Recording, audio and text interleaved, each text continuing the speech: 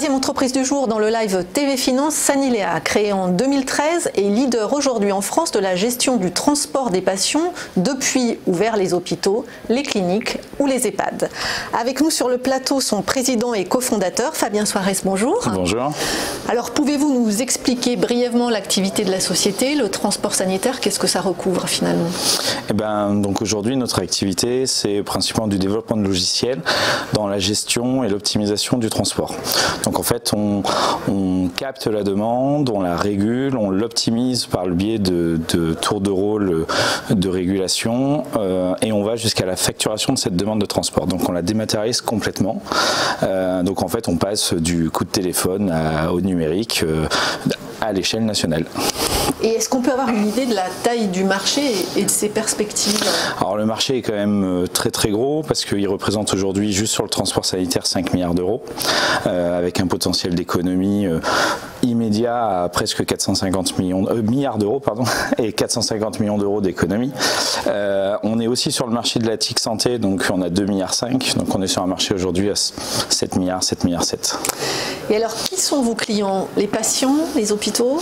Alors nos clients aujourd'hui principalement sont les hôpitaux, les sociétés de transport sanitaire, mais de manière majoritaire vraiment les hôpitaux, parce que depuis le 1er octobre, il y a également eu un article de loi, l'article 80, qui a transféré la charge aux établissements, la charge financière, une partie de la charge financière des transports, et donc ils ont une vraie nécessité à mettre en place des plateformes de régulation comme SpeedCall. Et alors quand on parle de transport, on ne parle pas seulement d'ambulance, c'est ça? Non, pas seulement, on parle effectivement donc de l'ambulance, mais aussi du VSL, du taxi professionnalisé, des transports à mobilité réduite, donc il y a tout un panel derrière le transport. On peut même aller jusqu'au brancardage dans les établissements. Alors est-ce que vous pouvez nous donner quelques exemples concrets de ce que vous leur apportez? Je ne sais pas, deux cas pratiques, un dans le médical, un côté transport. Alors dans le médical, qui est un cas vraiment pratique, c'est dans un premier temps un vrai respect de l'identité-vigilance, parce que l'outil est entièrement connecté au DPI, enfin au dossier patient des établissements, donc on évite les erreurs de saisie sur la donnée administrative du patient. Et derrière, en fait, on va qualifier, l'outil va permettre au personnel soignant de qualifier si le transport est à sa charge ou pas. C'est des règles assez complexes qu'aujourd'hui les soignants ne connaissent pas forcément. Et derrière, ça va permettre une meilleure prise en charge du patient. Parce qu'on ne sait pas finalement si c'est le patient qui paye, ou en tout cas sa mutuelle, l'assurance maladie ou l'hôpital. Exactement, on a du multipayeur et en fait les règles peuvent être complètement différentes en fonction du départ de la mission, en fonction de la typologie de la mission, de la dialyse, du transfert. Et toutes ces règles-là sont devenues très complexes à assimiler depuis le 1er octobre. Et donc l'outil permet de décomplexifier ces règles-là parce qu'elle le gère de manière autonome. Et du côté des transports? Alors du côté des transports, donc là on va optimiser les sociétés de transport. Aujourd'hui on est sur un marché où les sociétés de transport sont quand même assez pressées d'un point de vue financier. Donc en fait on va réduire le transport à vide parce qu'aujourd'hui les sociétés d'ambulance ne sont pas payées sur le transport à vide, et on va aussi travailler sur le regroupement des missions.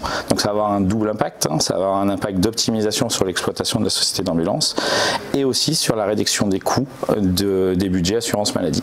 Alors est-ce qu'aujourd'hui vous avez des concurrents directs, et si oui, comment vous différenciez-vous d'eux? Alors aujourd'hui on a des concurrents directs. Nos concurrents aujourd'hui sont quand même des concurrents qui sont nés très récemment, en fin d'année. Donc aujourd'hui j'aurais envie de dire que nous c'est notre expérience. On a presque 250 établissements déployés, on en aura 800 à la fin de l'année. On a mis en place une vraie stratégie de déploiement, on est capable de déployer des établissements en quelques semaines pour permettre de répondre vite au marché. Et en dernier point, j'aurais envie de dire qu'aujourd'hui, on a aussi l'agrément SPEI, où on a mis 1 an et demi à développer. C'est la dématérialisation de la prescription médicale de transport. Alors parlez-nous un peu de vos équipes, combien avez-vous de collaborateurs et quel type de profil? Parce que finalement on est dans le médical, on est dans la techno. Oui, alors du coup on est aujourd'hui 35 dans l'entreprise, donc 50% en R&D, donc principalement ingénieurs. On a un CTO qui a 25 ans d'expérience. Après on a des profils très ingénieurs, master qualité, gestion client, relations clients, et des gens issus du transport et du domaine de la santé, parce que c'est quand même des domaines assez complexe avec beaucoup de cas particuliers. Donc on a une équipe assez étoffée aujourd'hui. Alors quel est votre modèle économique? D'où tirez-vous l'essentiel de vos revenus? Est-ce qu'on peut avoir une idée du chiffre d'affaires? Oui, bien sûr. Alors notre modèle économique est assez simple. En final, on travaille sur de la licence mensuelle auprès des établissements et auprès des sociétés société de transport sanitaire. Aujourd'hui, on fait 3,5 millions, 3 milliards, ça sera bientôt, peut-être.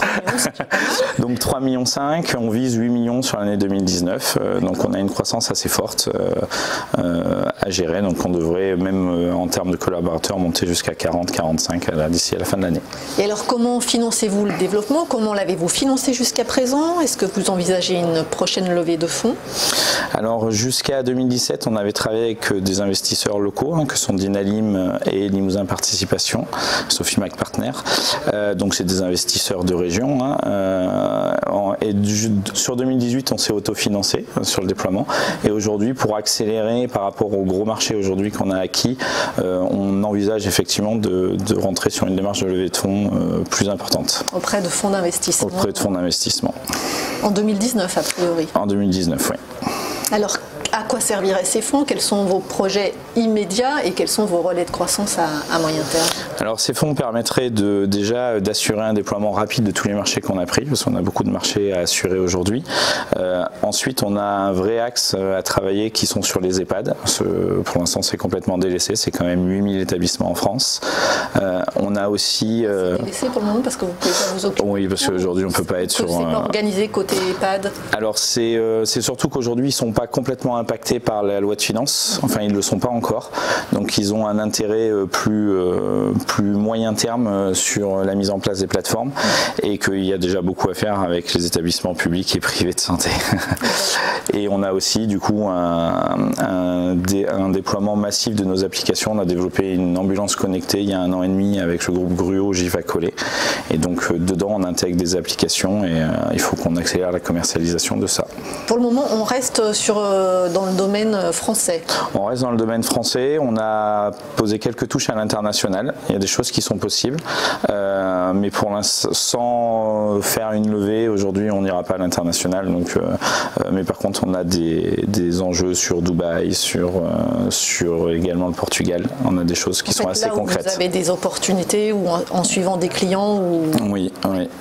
C'est pas d'ouvrir, d'aller sur un pays ou sur un marché. Non, exactement. En fait, ce qu'il y a, c'est que le marché en France est tellement complexe qu'aujourd'hui, ce qui est fait en France est très facilement duplicable ailleurs.